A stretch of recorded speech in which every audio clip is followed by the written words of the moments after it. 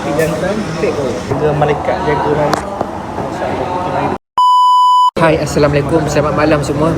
Hari ni aku makan bersama dengan Firdaus. Ni dia Firdaus. Assalamualaikum warahmatullahi wabarakatuh. Apa khabar? Okey, bosan kan? Tak tahu nak buat apa. Kita pun makanlah. Sebenarnya aku yang ajak Firdaus makan. Aku dah bosan tak tahu nak buat apa.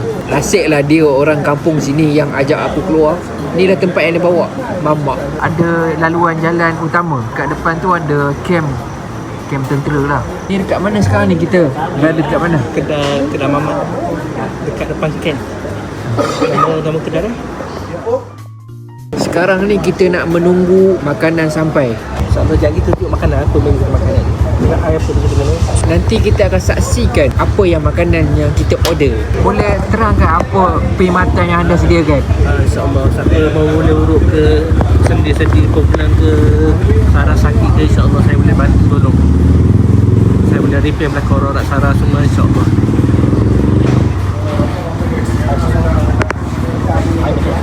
Ini kopi jantan terbaik, kopi jantan.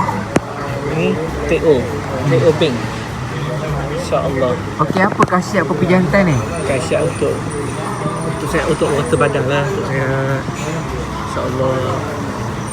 Okey guys, makanan kita dah sampai. Makanan ada depan kita. 1, 2, 3. Okey, ni dia makanan kita. Boleh terangkan tak apa yang kita order? Nasi goreng, Nasi goreng, ayam, okey. roti canai, Roti canai. insyaAllah. Okey. Kopi jantan TO Bank, insyaAllah. Okey, ayo kita makan. Ayo, kita makan. Bismillah. Amin. Alhamdulillah, sudah kenyara, rezeki sudah habis. Berkatlah doa ya Allah dan penyakit ya Allah. Rabbana husna wa qina azabannar. Walhamdulillah rabbil alamin. Amin. Terbaik, jaga malaikat, jaga malaikat. Masyaallah, dekat. Terbaik ya Allah, kasih. Okey geng, sekarang ni kita nak pulang ke rumah. Kita nak hantar Firdaus balik rumah. Jom. Sekarang kita nak hantar Firdaus balik rumah.